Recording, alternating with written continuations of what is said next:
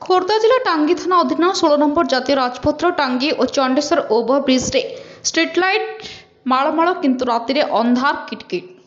केंद्र सरकार जातीय राजपथ रे गमनागमन को व्यापक करने पुराना 5 नंबर जातीय राजपथ को 16 नंबर जातीय राजपथर मान्यता देवा सहित 4 लेन रास्ता को प्रशस्तीकरण 6 लेन को संप्रसारण करते।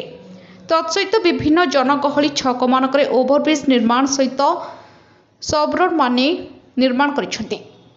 प्रत्येक ओभरब्रिज उपरे ओभरब्रिज तल सबरोड्रे यातायात करुवा पथचारी माने राति अंधार विपदर सम्मुखीन न हेबा पई उज्जवल आलोक पई लक्षाधिक टंका खर्च कर स्ट्रीट लाइट लगाइछंती।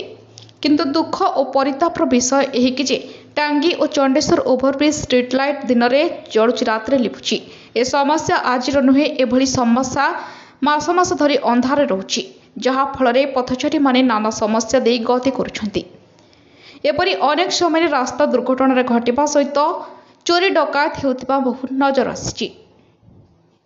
यह सहित अंधार राति बढ़िबार सुजोग नहीं चोरा निशा कारबार विभिन्न अनैतिक कार्यर पेंठस्थली पाल्टी जाउछि एही स्थान गुड़िक।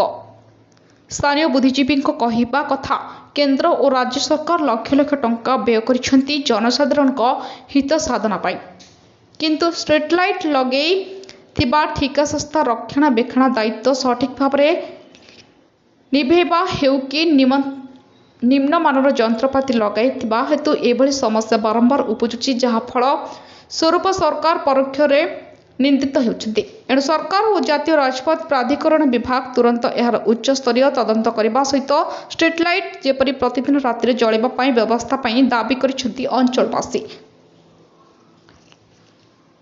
ब्यूरो रिपोर्ट, राजधानी मीडिया।